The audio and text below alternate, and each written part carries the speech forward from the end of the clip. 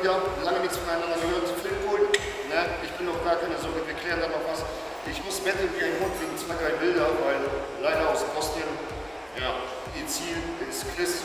Ne? Heute habe ich was Besonderes an, eine Jacke von DJ NKNS. Ne? Respekt an dich, Bro, weil du hattest die Eier, du hast dein Wort gehalten, mit mir nach Bosnien zu fahren, um dieser Frau zu helfen. Und die anderen Spinner haben nur alle groß dumm gelabert. Ne? Das ist nichts Neues. Ne? Nur, ich habe hier einen Kollegen aus Polen. Ich baue ihn immer auf, ich sage ihm so, was ist für dich so Motivation und was bedeutet für dich Motivation? Und er möchte das gerne mal auf Polnisch erklären, weil er auch lange nicht hier in Deutschland lebt.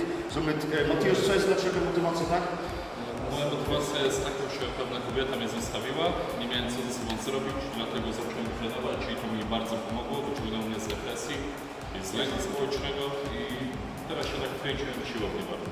No to widzisz, also das heißt, der Mann hat angefangen zu trainieren, weil die Frau hat ihn verlassen, ne, und das hat ihn depressiv gemacht und er sagte, ich möchte jetzt kämpfen, einfach, er möchte einfach für sich, sich als Person wieder neu finden, somit aufgeben ist nicht. Mateusz, trzymajcie się. Trzymajcie się.